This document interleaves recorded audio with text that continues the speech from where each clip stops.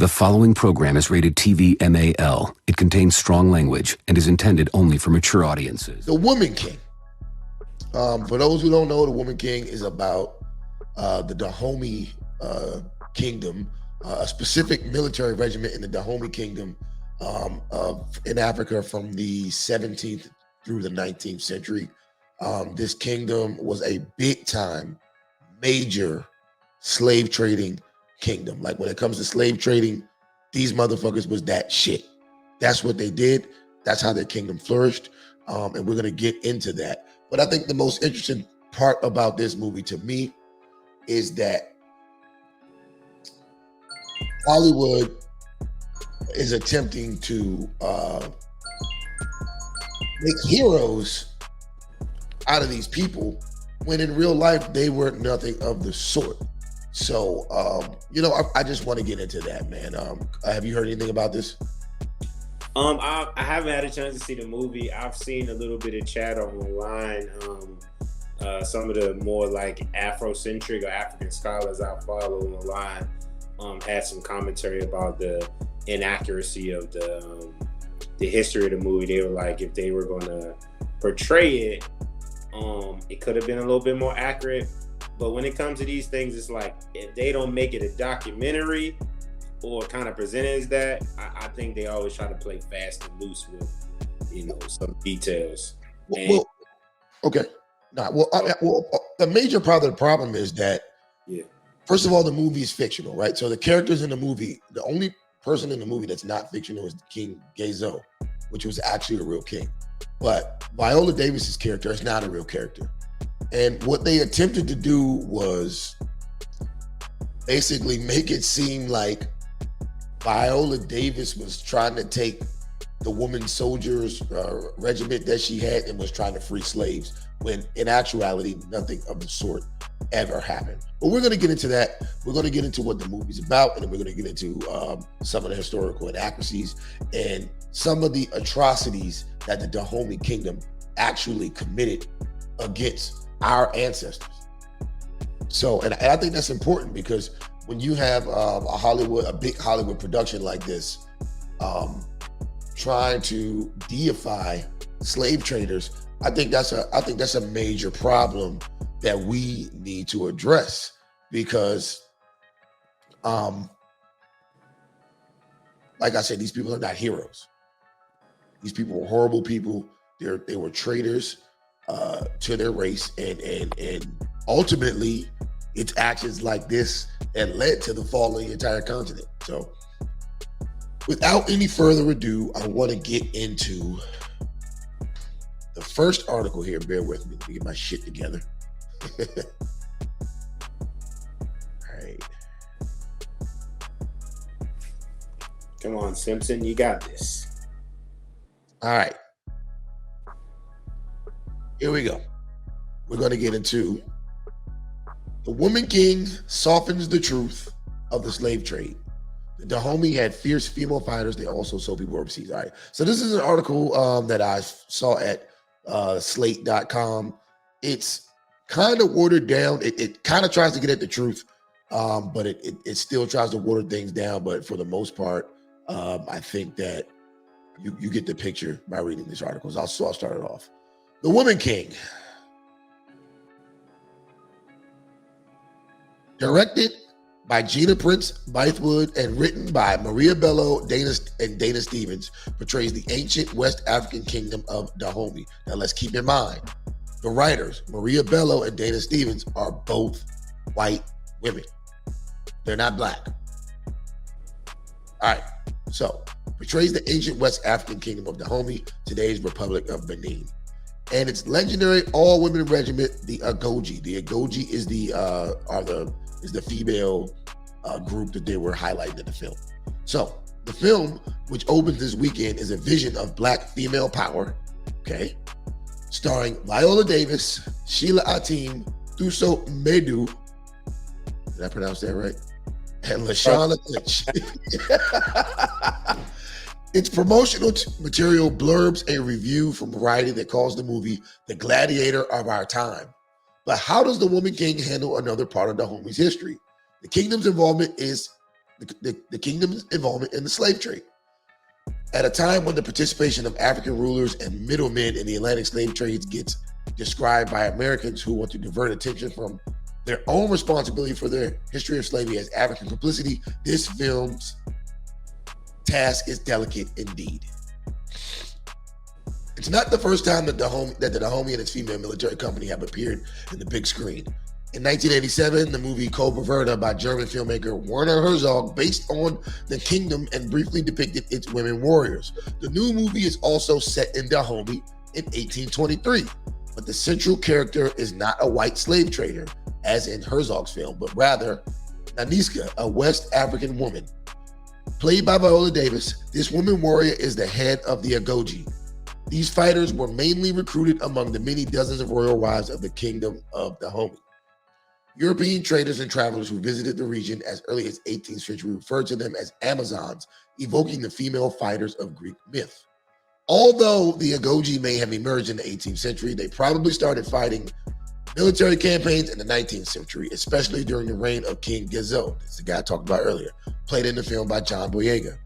As part of the Dahomey's army, they fought wars by that time in history were waged the main intent of producing prisoners to be sold into slavery in the Americas, especially to Brazil and Cuba. With its focus on the all-women regiment, the Woman King gets one thing right. By representing Dahomey as a centralized and militarized kingdom and not a tribe, as popular movies tend to depict them as historical African states. The kingdom of Dahomey the kingdom of Dahomey's origins can be traced to the 17th century, but its expansion started in the 18th century during the most intense period of the Atlantic slave trade. In 1727, the Dahomey conquered the kingdom of Hueda, who lived along the coast, and took control of the port city of Huaida. I don't know if I'm pronouncing this shit right. Inaugurating its active participation in the Atlantic slave trade. Historians estimated that nearly 1 million enslaved Africans were put on ships to the Americas in the Oida between 1659 and 1863. The port was the second largest supplier of African captives to trade, behind only Luanda in today's Angola. King Gazelle came to power in 1818 following a coup d'etat against his first half-brother king, Abadanazan. In 1823, the film's action takes place. The British had already abolished their slave trade and were putting pressure on West African states and European and American countries such as Portugal, Spain, and Brazil to end their own. Brazil had declared independence from Portugal in 1822, but continued actively importing enslaved Africans, including from the Oida. Meanwhile, Dahomey had been paying tributes to the Kingdom of Oyo, as stated, located in today's southwest Nigeria, in 1748. In 1823, under Gezo's rule, Dahomey fought a war against Oyo and eventually succeeded in ridding itself of the tributes. This is the action that's portrayed in the film. The first scene in the movie shows one of the raids led by the Dahomeyan army. The Agoji attack a village. In the movie, the women soldiers kill the men and spare the women. In reality, more probably, the soldiers of the Dahomey army, both men and women, would take healthy, younger villagers as prisoners and walk them to Dahomey's capital, Abomey. The film quickly suggests the various possible feats of these prisoners by showing that some could be kept in slavery locally, others could be offered in human sacrifices to honor Dahomeyan deities, and most would be transported to the coast, where they would be sold and board slave ships sailing to the Americas. Let's stop right there. Just off the break right there, Mr. Digital, does this seem like a civilization that should be deified? Definitely not. So when I think about, which I say on this podcast a lot, when we don't, control our image, or we don't have a mechanism to punish or make it difficult for people who misuse our history and image, I think we're going to continue to run into issues like this. And like you said, somebody not of our culture, wrote this movie. So whatever agenda they wanted to insert into this movie, they're able to do so unchecked.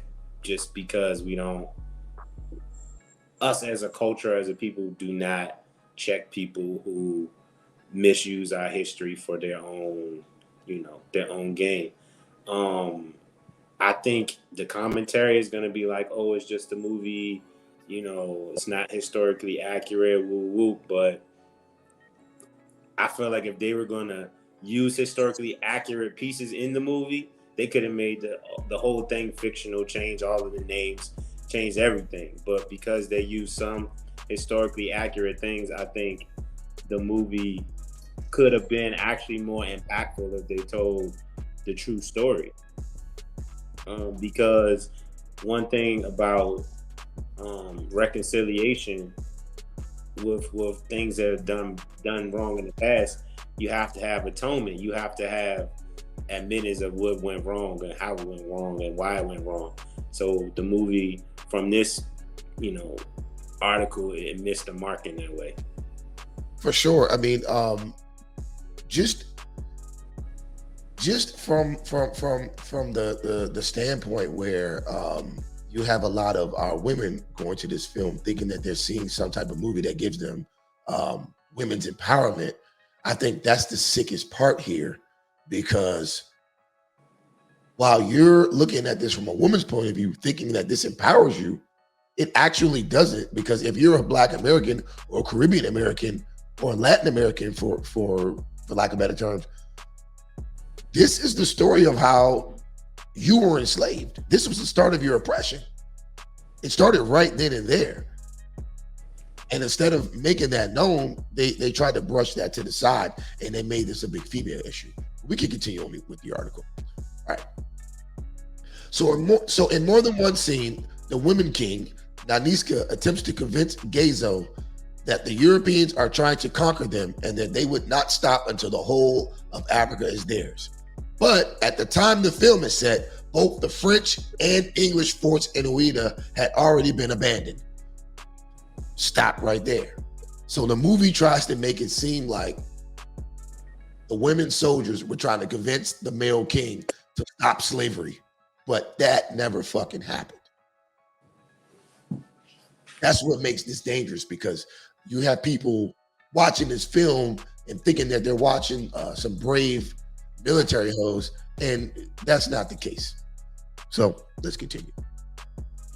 All right, the city's modest Portuguese fort, São João Batista, was neither like the sumptuous yellowish building represented in the movie, nor was it as big as any of the existing Gold Coast fortresses of Elmina and Cape Coast, which survive in present-day Ghana. This is an important difference, because although Europeans were allowed to build fortresses on Iota shores, the Homie and its agents always controlled the slave trade in the region. The Women King portrays the Agoji as liberators. In the film, the Mahi, a people established north of Abomey and allied with the Kingdom of Oyo, are seeking to capture the Homie subjects to sell them into slavery. But the reality was quite different. The more powerful Dahomean army was often the one that attacked the Mahi. King Gezo and his predecessors led several incursions against the Mahi during the 18th and 19th century.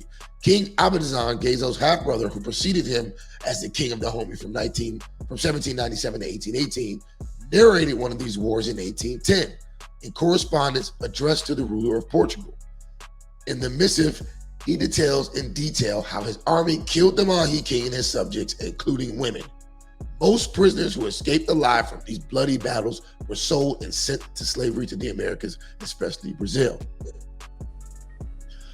So we don't really need to get any more into this article. I think we kind of drove the point home.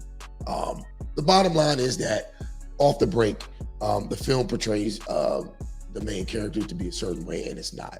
So I think right there, you have a problem. And to have so many of our women heavily invested in seeing this movie, that's what disturbs me. What say you, sir? It's but that's damn near marketing 101. Find a group to pander to and get them excited about something, right? So I think that's what this movie's like goal was, because it's a big thing right now. Women's empowerment is very big in America right now, so this would be the good time to launch a movie like that. So just but par for the course. And I'm not saying whether it's right or wrong what they're doing, but just people need to understand. Like if they go see the movie, hopefully they would do a Google search of the actual tribe, and that information will come up. Unfortunately, most people will probably just take it at face value, like it's some type of historical reenactment versus it's more like a Wakanda forever. Right. Well, that's pretty much what they're looking at it like. I mean, I feel like the first Black Panther kind of primed the women for this type of movie, because if you don't remember, the Black Panther series, I can't remember the name of the female warriors. Dora Milaje. Yeah, but they're actually patterned after the Dahomey women. That's what, because the Dahomey tribe, the Dahomey kingdom was the only kingdom in Africa to have women guarding the king, to have women like in the military actually as a regiment. Yeah. So yeah, and they say that in when they talk about making a Black Panther, they definitely borrow elements of different tribes of Africa. So, but at least the Black Panther made them fictional. You know what I'm saying? Didn't. What's funny is that Lupita was offered a role in this movie. She was going to play like the daughter of Viola Davis, and she turned it down. Did she turn it down because of the? She knew. She was like, "Hold up, nah, they not about to tie me up in the slave trade shit." She turned that shit down, man. She turned the shit down. So what I want to do is, I know I just read the article, but I want to give people a better idea of what we're dealing with here. So I got this video from the History Channel that I want to show, and we can kind of break that down a little bit. Again, this topic a little more. Let's see, you got to set up right. Hey, come on now, you know what time it is, man. Time for the crapshoot. Let's go. All right, hold up. Where the fuck is this shit at? Okay. The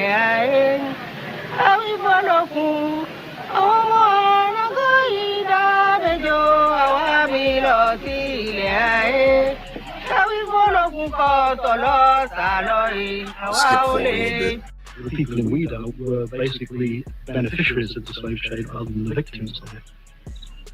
The Dahomians regarded Europeans as subordinate, in particular the resident chief agents, the people. Did you hear what he just said?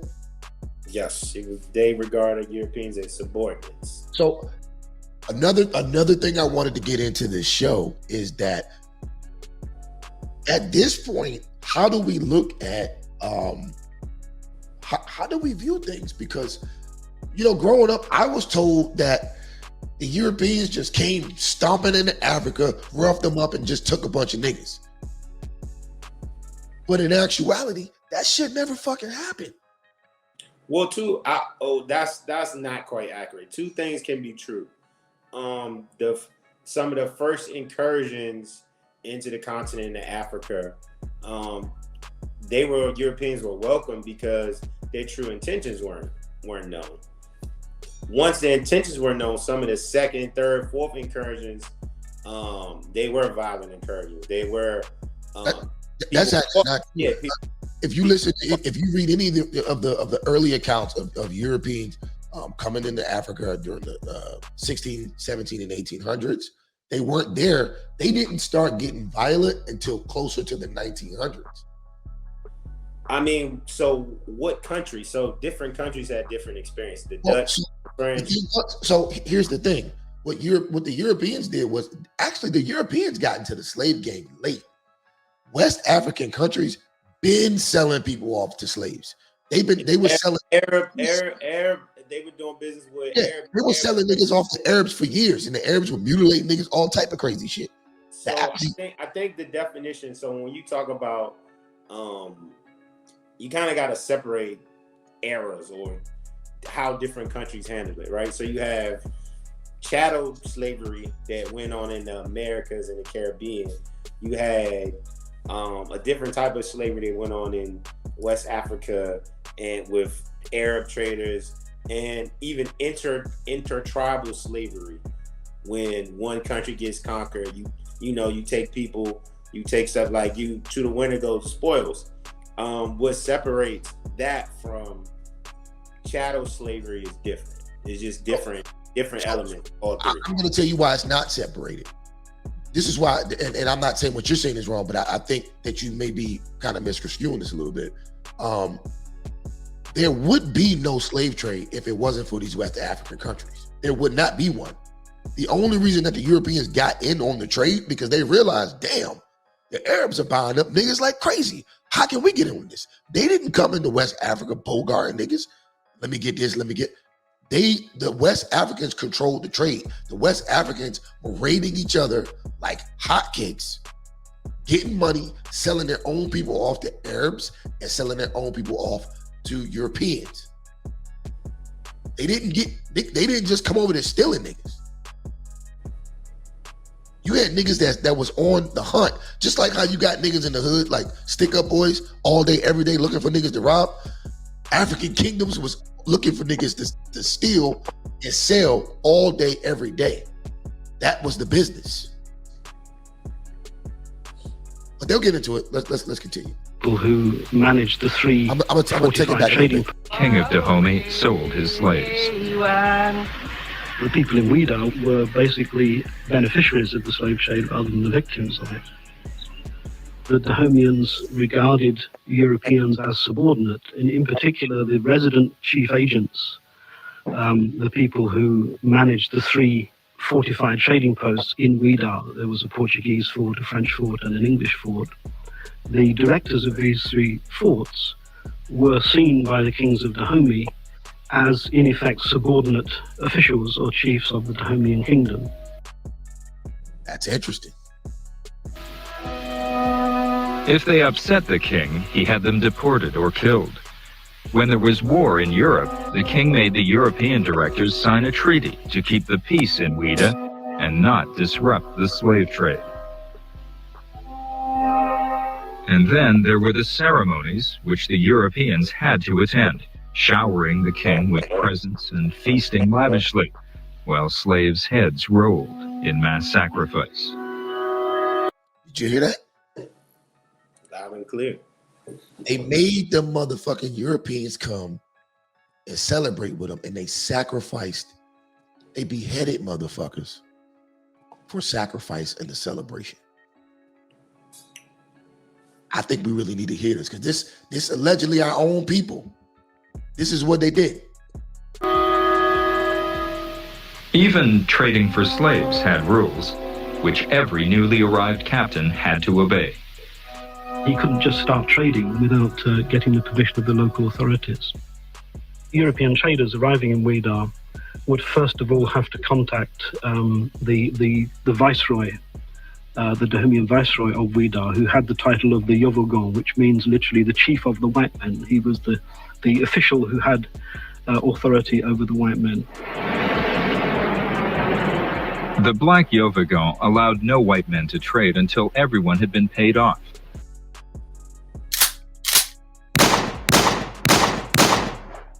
It's always niggas. From the king of Dahomey down to the washerwoman who did the Europeans' laundry. The small town of Ouida was responsible for nearly a tenth of all slave exports across the Atlantic. It's one fucking town. One small town that they took over, right? It responsible for 10 fucking % of all the slaves sold. That's fucking crazy, man. About 1 million people were force-marched down this road to the waiting ships.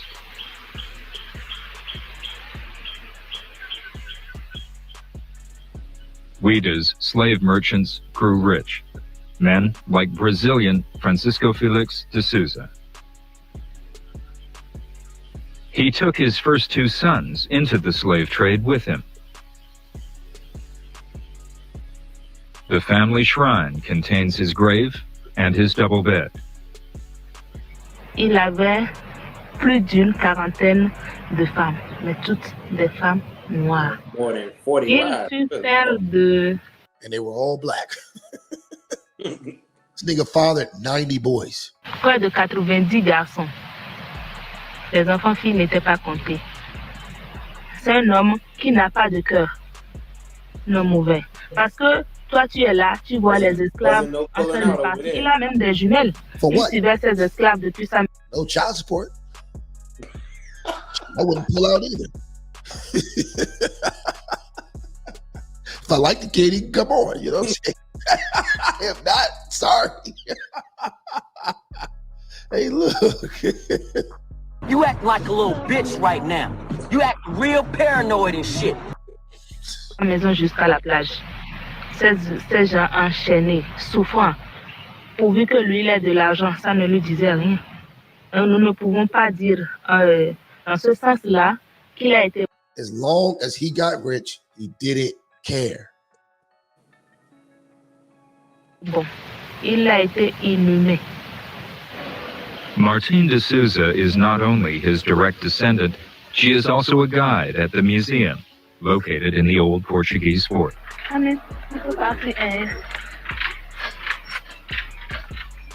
Martine explains to visitors how the slave trade in Ouida worked and what part her ancestors played in it. I would like to visit Là, je that. me sens toujours coupable. Yeah, I would too. But look, she says she always feels guilty. Je n'ai pas initié la traite, je ne l'ai pas fait, mais je suis descendante de cet homme-là. Martine, est-ce que tu ne te sens pas gênée? Est-ce que ce n'est pas bizarre aujourd'hui? Ton ancêtre aurait pu vendre mon ancêtre, mais aujourd'hui, tu es mon guide. Alors, qu'est-ce que tu penses de cela? C'est un peu gênant pour moi. Surtout, la cible de l'esclavage, c'était le Nigeria. Tu vois, c'était des femmes qui viennent de... Not all visits are as peaceful as this one. Mais face aux Africains américains, ceux-là même dont les ancêtres ont souffert et ceux-là qui vivent See that? Not all visits are peaceful. Now she talking about when the African Americans come. You already know, man. You already know. Blood clot.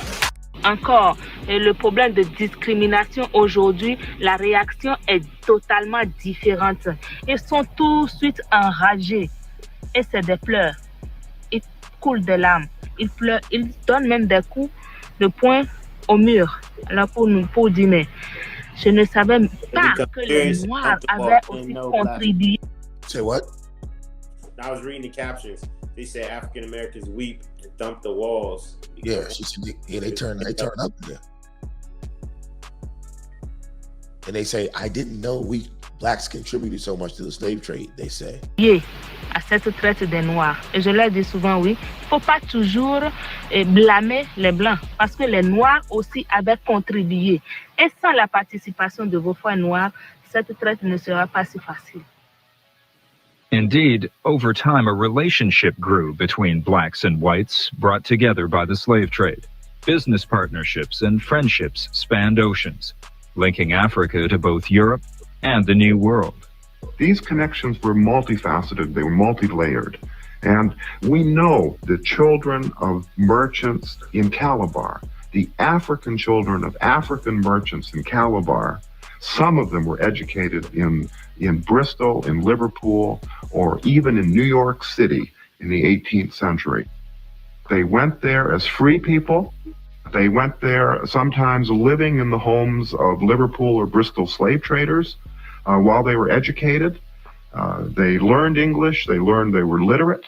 They went back to become merchants themselves in the towns from where they came from. I want to pause. I want to pause right there, man. I want to pause right there. We'll get to the rest of the video, bruh. Hold on. Let me see this comment here. Facebook user. I don't know who this is. What were they selling slaves for? The Africans weren't interested in British pounds or French Don't let your colonizers teach you your history. Okay, so we got a delusional person here. What are you talking about? What were they selling slaves for? They were paying top dollar for slaves. They were getting guns. They were getting gold. They were getting all type of shit. Yeah. Like, what are you talking about, dude? Like, are you serious? So I challenge that person to just study human history in all instances where there have been oppression, war, strife among people. It's always a group of people within that group who sell out their people. You can go back to Nazi Germany where you had Jews setting up other Jews. You can go back to where when the British were trying to conquer China, you had people selling them out, giving their people opium to keep them drugged up so that the British could take over. Every race, culture, and creed has had people who will sell you out for $1 because some people don't have no cultural affiliation. They just trying to get rich. Just like unfortunately, it was every kingdom in West Africa that was selling everybody the fuck out. Yeah, I mean that's how it works. If you the one on top, it's either I can participate, get rich, or fight. Sometimes people gonna pick get rich, living a good life at the expense of the people on the bottom. But I think what's so disturbing about this is that they were the life force keeping this shit going. Like, even when the Europeans dropped out, it was like, yo, we ain't buying no more slaves. Yo, these niggas were still selling slaves illegally. We'll get into that though, because we're about to get there. I got a whole lot more evidence of this shit. This is just the start. Let's finish. Calabar is on the coast of present-day Nigeria. From here, African merchants conducted business with England by letter. Dear gentlemen, Captain John Burrow arrived at this river on the 4th day of May with a... I can imagine the nigga sound just like that. Shout out to Nigeria, man. a very fine cargo. I hope his ships carry 460 slaves. I don't keep him long, and I think he'll get to Liverpool 15 or 20-day match. I am your dear Egoyoung Effiong. Oh, I want 2 guns for every slave. By the way, who's that? That was Garth. That was Garth. Yeah. I was gonna say Facebook user. Garth, what's your name, bro? I looked on my app. It was Garth. Man, Garth, get it together, Garth, man. You just gotta chill. You gotta watch the videos. Let's look at the evidence and let's slow walk this, man. Don't get emotional, man. I know you think the world of Africa, but unfortunately, these motherfuckers sold your ancestors over here and treated you like shit. They treated us all like shit, and they sold us over here. I'm not mad at them to this day. I'm not mad at them. You know, they can pay some reparations and we can make it all good. This was done by the History Channel. This was done by the History Channel, Garth. The History Channel. If I said, send me. Now hold up. And let me say something real quick, Garth. Matter of fact, shout out to my nigga Garth. I'm glad you listen. I'm glad you watch it. Stay tuned because I have more evidence. Because we have actual accounts of people who were living in the 1900s who were actually captured by these people. I got more receipts, bro. Stay tuned. Get you some popcorn. Get you some of that bush ass Jamaican weed you down there smoking. Grab you a Guinness. Let's get comfortable and let's go, man. Let's really get into this topic. You have a chance to call in. If you got smoke, you'll have a chance to call in, G. I got you. Some writing paper and 2 sheep. P.S. Remember me to your wife. Send plenty of ship's guns.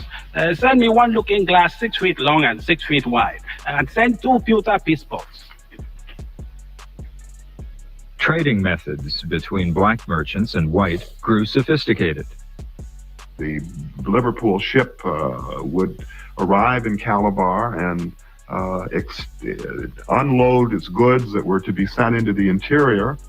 In exchange, the Calabar merchant, and if those slaves that were supposed to be purchased didn't arrive in time, And the ship had the legal right to sail to the Americas with those pawns. And we have cases in which ship captains left Calabar with individuals on board that technically should have been freed, but were not. The sight of free Africans disappearing over the horizon into slavery prompted more letters. I let you know this news for ship Jupiter. 2 my canoemen go on board him to sell some yam. He carried them off for nothing. I let you know people's names. Is one... Yo, I'm sorry, I gotta stop this, man. The History Channel is hilarious, man. Who did they find to do this voice, man? Good Lord. Definitely sounds like a cab driver. Abashi and other Antegra. I done very well with Captain LaRoche, and he took my people off. I am your friend, Duke Ephraim. Their fate is not known. When 2 boys held as pawns on a slave ship were suddenly taken to Virginia, Liverpool shipowner William Earl sent apologies to his African trading partner, who was their father. You know very well I love all Calabar. I do not want to wrong, nor I never did wrong any man. And if your 2 boys be living, I will get them for you and send them to you. I have 3 boys, Thomas, Ralph, and William, and 1 girl, Mary. My wife is well, and sends you her love. The transatlantic trade brought 2 people together, people from different cultures together. Africans and Europeans at that time regarded themselves as human beings trading together. There was no racism of any kind. Let's stop it right there. Let's stop it right there. Real quick. We're going to finish the video. I want to stop it right there at this nigga right here. This is, okay.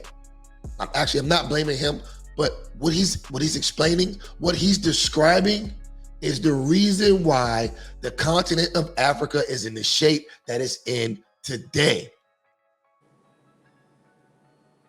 I love Africans, yo, but y'all niggas greedy as shit. And that was the fault of the continent. Them niggas was so greedy, every nation over there was scrambling to sell slaves. And you sold all your people, you sold them to the Arabs, you sold them to the Europeans, who knows? They could have even sold them to Asians, who knows? But look at you now. They all got greedy, they all got rich, they all blew their fucking money. Now there ain't no stable government in the continent of Africa because they all got greedy during the slave trade. And guess what the Europeans did? That's not quite historically accurate. That's true. Listen. Hold up. The Europeans and the Arabs was playing chess with the world. The Africans was playing tic-tac-toe on each other. The niggas was playing tic-tac-toe. And they got set up. And once they got nice and fat and rich off the blood of their own people, the Europeans stormed them and then took the rest of their shit, just like a good chess player does. Somebody said, Garth, is that you? Africa is rising now. Rising with what? They don't have no fucking nuclear weapons. What are they going to rise to? What they going to do? They can't do shit.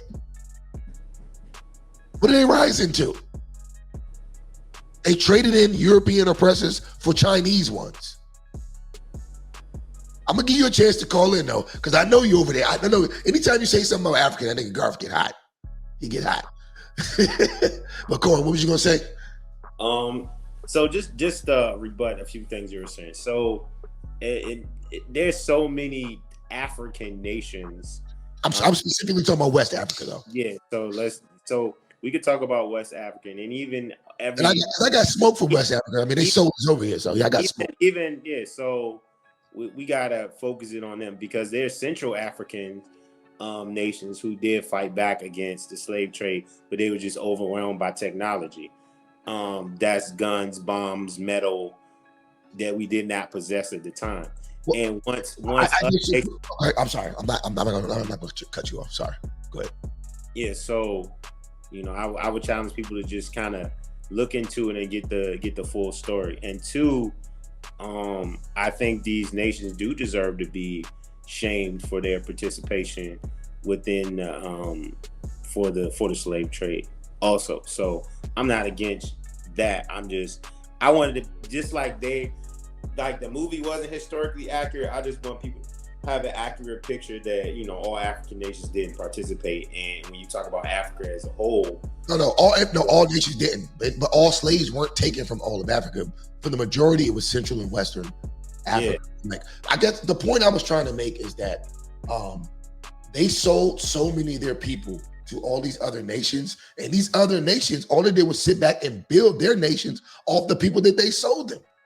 So then when they got, their nations got bigger than these African nations, they just went and took them. Yeah. Oh no, they definitely. It's chess. So I think I agree with what you're saying. They eventually fueled their own oppression. That's all I was getting at. They didn't play chess.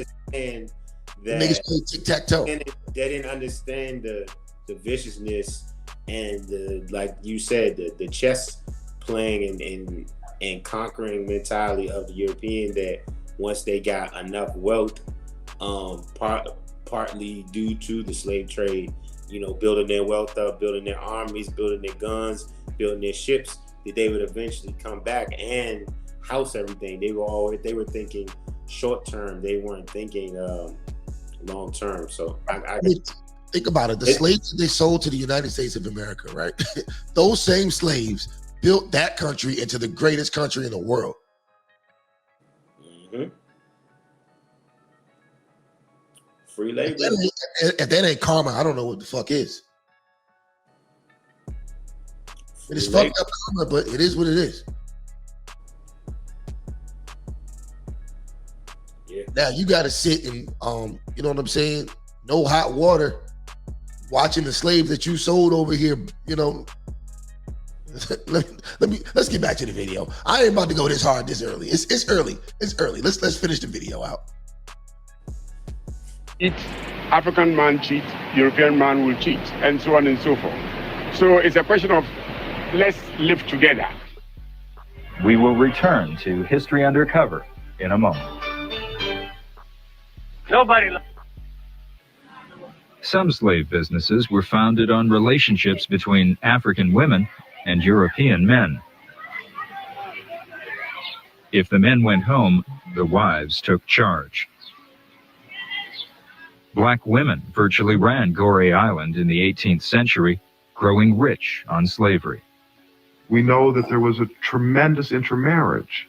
We know that in some cases there were women, in some cases there were men who had business dealings on both sides of the Atlantic.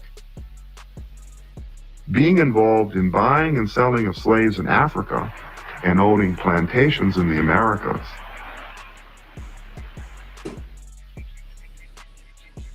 James Island was the center of English slave operations on the River Gambia. An important slave dealer in the area was a black woman, Fenda Lawrence. All right, I think we drove this point home. I really think we drove this point home. Cosby, where you at? I'm still here. All right, yeah, I really think we drove this point home with that video. Now, you got your naysayers who are saying that, you know, this video ain't right, it's not accurate. Okay, let's go to the account of an actual black man who encountered the Dahomey tribe. Now, I have a video that kind of gives you a good idea. And then I have an article, I have an excerpt out of the book written by Zora Neale Hurston called Barracoon, right?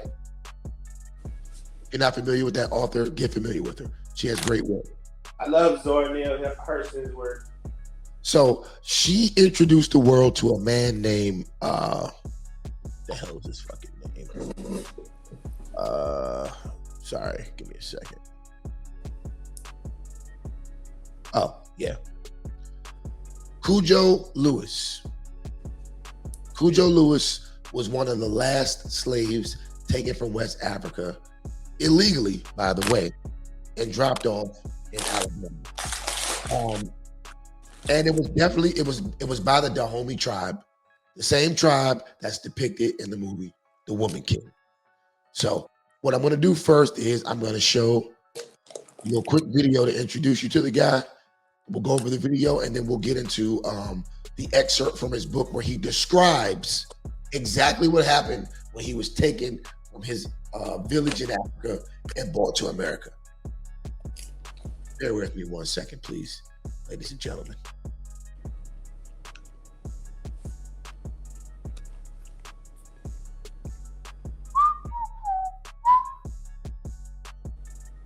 Let's go. Let's get it.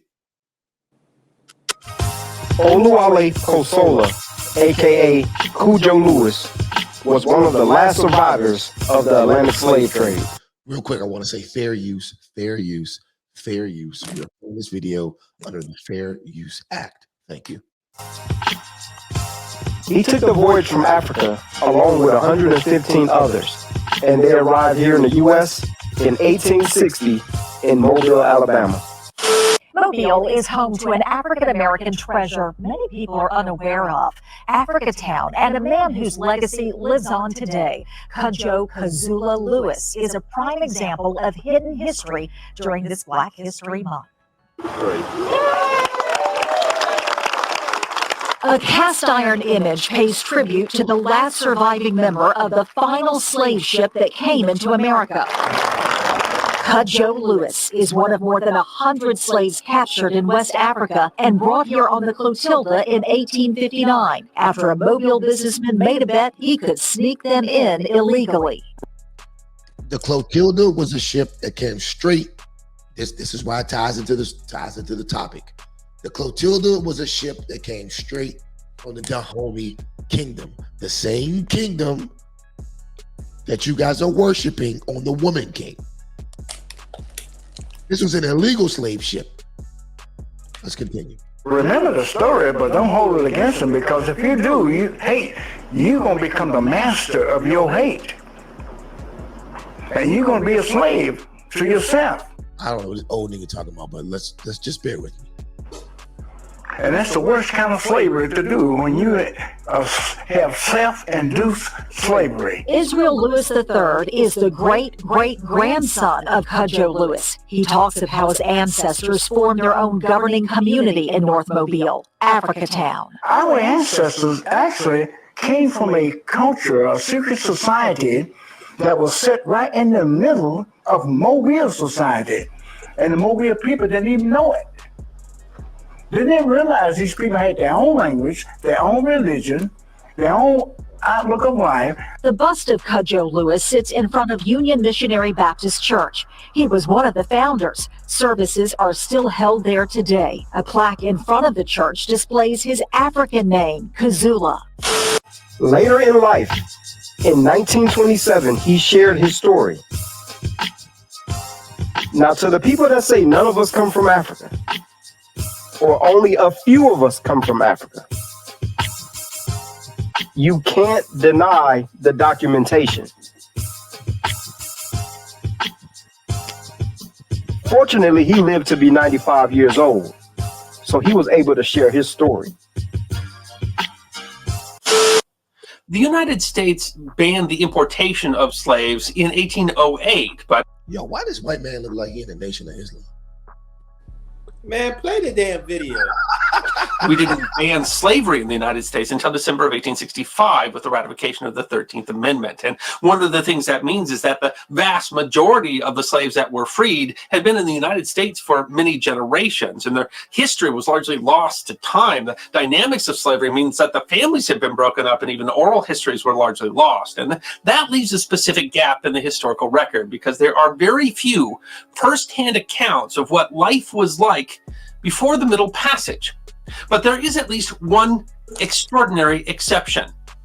Oluwale Kazola, who was otherwise known as Cudjo Lewis, was born in what is today Benin in West Africa around 1840, and like millions of others, his tribe was captured by a marauding tribe and sold to white slavers. And his extraordinary tale of capture and survival as one of the last slaves to be imported from Africa to the United States is history that deserves to be remembered. He didn't die until 1935. And he spoke about coming over here to America. He spoke about his experience on the slave ships. He spoke about his life in Africa. And he spoke about many others who could share the same story. He provided accounts of his life to a black journalist named Zora Neale Hurston. Cudjo was only 19 years old when members of the Dahomey tribe captured him and sold him into slavery. He spoke about how this was a regular thing. He spoke about how he's been expecting this for a while. On the night he was captured, men from the Dahomey African tribe made their way into his home and they snatched him up. During this time, it was illegal to import slaves into the U.S. Go back and watch my videos on the Gullah Wars. Part 1, the Gullah Wars. And part 2 is about the Stono Rebellion. And see why they really wanted to stop the importing of slaves. Most of the 115 Africans died on their way to the Americas. Many of them died due to hunger and disease. But Cudjo survived. In a book called The Story of the Last Black Cargo, you can learn about his life in depth. On December 14th, 1920. All right, let's stop it right there. Let's stop it right there, and let's get to the actual, what he actually said about him being captured in the book by Zora Neale Hurston.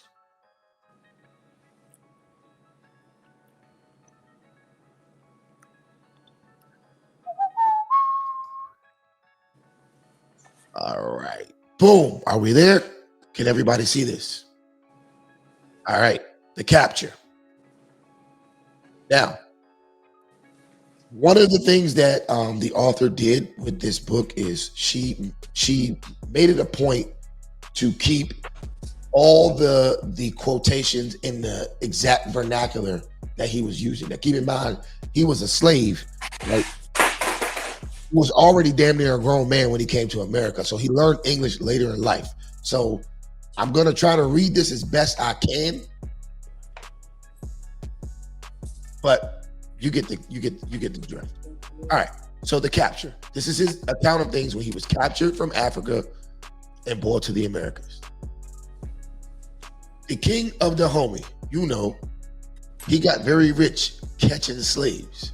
He keep his army all the time making raids to grab people to sell.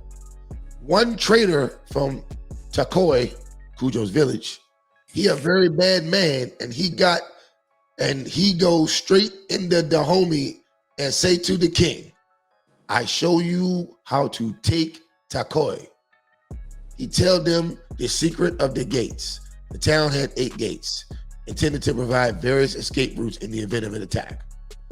Therefore, they come make war, but we don't know they come fight us. They march all night long and we in the bed sleep. It about daybreak when the people of Dahomey break the gate. I not woke yet. I hear they yell from the soldiers while they chop the gate.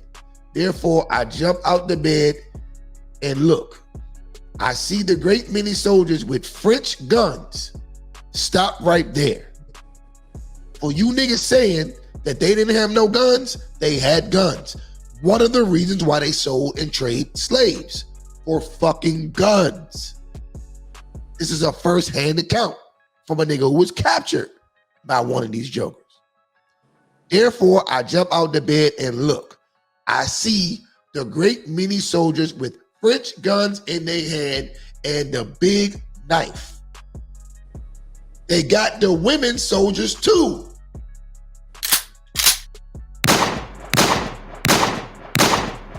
The women soldiers.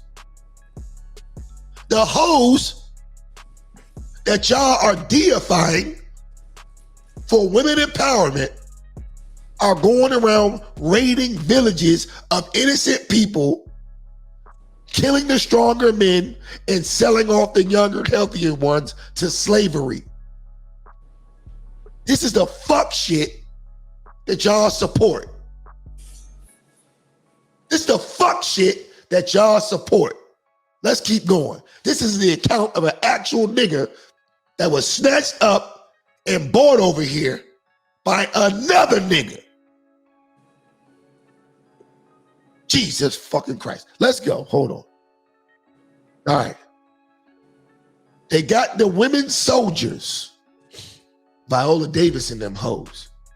And they run with the big knife and they catch people and saw they neck with the knife. Then they twist their head so it come off their motherfucking neck.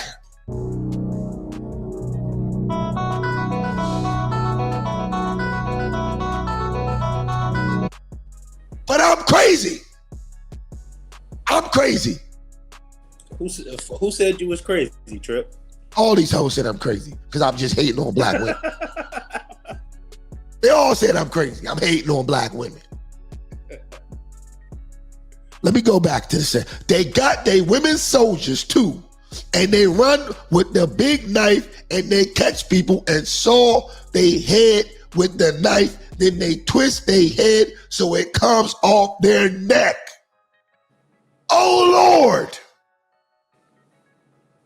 I saw the people get killed so fast. Everybody, they run to the gates so they can hide themselves in the bush. You understand me? I run fast to the gate, but some of the men from the homie, they there too. I run to the next gate, but they there too. They surround the whole town. One gate looked like nobody there, so I make haste and run towards the bush. But as soon as I out the gate, they grab me. They tied my wrist. I begged them, please let me go back to my mama. But they don't pay attention to what I say. I don't know what the fuck that last word means. While they catching me, the king of my country, he come out to the gate and they grab him. They take him to the bush where the king of the homie wait with some chiefs. When he see our king, he say to his soldiers, bring me the word changer, interpreter, I guess. When the word changer came, he say, I stayed this man why he put his weakness against the line of the homie.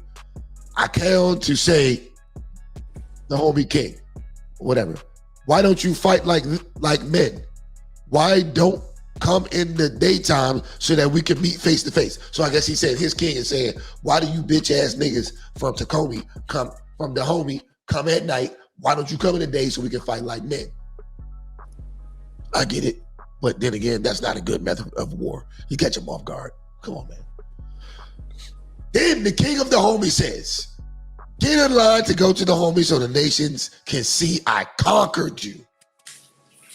Icon says, I ain't going to the homie. I'm born a king in Takoi where my father and his father rule. I not be no slave. The king of the homie asks him, you're not going to homie. He tell him, no, I ain't going. The king of the homie don't say no more. One woman soldier stepped up with the machete and chopped off the head of the king. We don't got to read no more of this shit, man. Unless y'all want to keep reading. All day they make us walk. The Right. sun so hot. Bro. I was about to read it. Oh, damn, my bad. I would have kept it up. No, but bro, I'm saying this shit is crazy, bro. Like, it's so disrespectful that I even got to argue with people in my own ethnic group about not supporting a film like this. Well, I'll say this. So hard. When things are outside the sphere of people's understanding, they have a hard time dealing with it. I hadn't done any study of this, so I came on here to listen and understand, right? Because I know I don't know everything. The mark of a smart person knows they don't know shit. So when you have somebody that's more well-versed on the topic, you got to listen. And, I got to applaud you, Trip. This is the most research I've ever seen you do on the topic, and I'm impressed. I am impressed. No, I got more shit, bro. I got more shit. Let's go to the.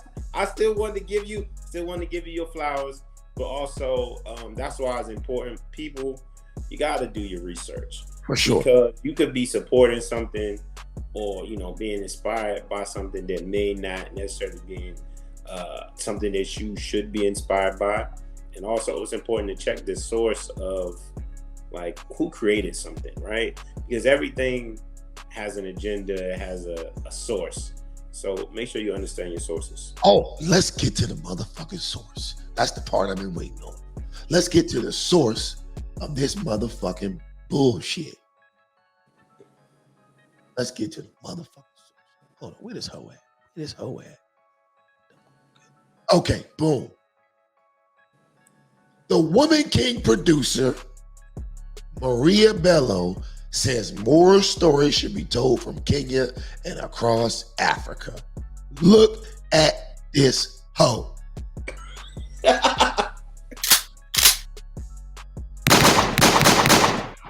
Posing with the goods. Look at this hoe. Y'all see her? Y'all see her? I'm kind of mad Viola Davis went out like this. Hey man, you know how niggas go for $1? I'm kind of mad. I said Lupita didn't even, shout out to Lupita, man. Lupita didn't go for it. Lupita didn't go for it. Lupita wasn't having it. She didn't go for it. Shout out to her. Let's get into this article. Now, granted, she's not the only writer. There's 2 other white bitch writers that wrote this shit. She's just the main one because it was her idea. I'll show you the other 2 hoes if you want to see them also. But let's get into this article. The Woman King producer, Maria Bello, says more stories should be told from Kenya and across Africa. Ever since she was 27 in a Cass Monroe ER, Maria Bello has spent a portion of each year in her happy place, Nairobi, Kenya. Bello, who is producing and has a story by credit on Sony's historical epic, The Woman King, set in the Kingdom of Dahomey, present-day Benin, and out September 16th, spoke with THR about her love of the continent. Question: you've been journeying through Africa for half your life. What keeps drawing you back? Y'all know what keeps drawing her back. But we ain't gonna get into that because this is not what the show is about. The continent offers itself up to your imagination. I'm so excited about what's going on there. It's quite the stereotype that all of Africa is one big safari, but it's not. There are thriving, beautiful cities and people lump them all into one. Oh, it's Africa, but it's not. It's so diverse. With so many distinct cultures in food and music, I almost exclusively listen to Afrobeats now since my friends' kids turned me on to Burna Boy from Nigeria. There's so much energy right now on the continent. For me, it's one of the most exciting places on the planet. She's getting them African dick. I'm willing to bet you her husband is African or some shit. I'm willing to bet. The Woman King shot in South Africa. Why do you feel Hollywood should film more in Africa? What kind of stupid ass question is that? All right, let's read her answer. In the 80s, Kenya was a hub of filmmaking with such films as Out of Africa and White Mischief. But through changes of leadership, the industry mostly left for South Africa, along with many well-trained crews. The current crew government to give. All right. Let's keep this stuff that's important to the movie. All right. What sparked you to produce and develop The Woman King? That's an important question. The Woman King was definitely born of my love of the continent in general. It's based on women's history. Red flag. A story I found many years ago about this army of women in the 17th century. I was watching Braveheart and I was like, why isn't there a movie like this? Let's stop right there. So this hoe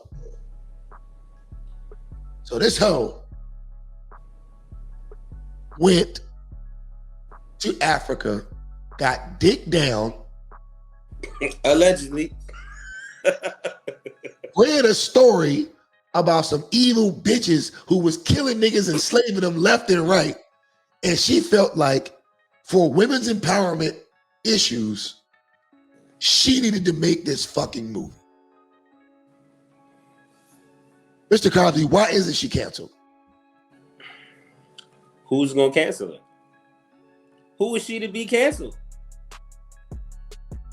So she shouldn't be canceled. I didn't know who the hell she was to begin with. So do you think she should be canceled? How are we gonna? So, like I said, kind of early on in the podcast, Yeah, I don't believe in canceling people. I'm just saying it's odd. Let's say a group of black men, right? So listen, we as black people lend our stories to other cultures. Like somewhere down the line, I don't think they lended it to hold her. on, I mean, she probably just read the history. No, somewhere down the line, black women who are participating in this film probably should have vetoed this. But once again, like I always say, if we don't control our image, we don't control our narrative, people can come in and twist and manipulate our history to suit their agenda. And this is just another case of that. She came in. The fact that she said she saw Braveheart and it inspired her to do this, that was red flag number one. Yeah, fuck it. That was red flag number one. Number two, she's telling a quote in her quote, a history, which means it should be historically accurate without, from my knowledge, of her consulting or dealing with people who have first, second, or third hand knowledge of the situation. Because I felt like if she actually did that, the movie would have been more historically accurate, and honestly, it would have been more impactful if the story was told truly. Because, like I say again, you need truth before reconciliation. Without truth, without atonement, you can't have reconciliation. You can't have healing. So that would have been a much more impactful thing if she's so interested and so enthralled with the continent. She could have brought some truth to this topic that has a lot of misinformation floating around. So based upon this article, she completely missed the mark. I hear you, man. I totally agree. I think that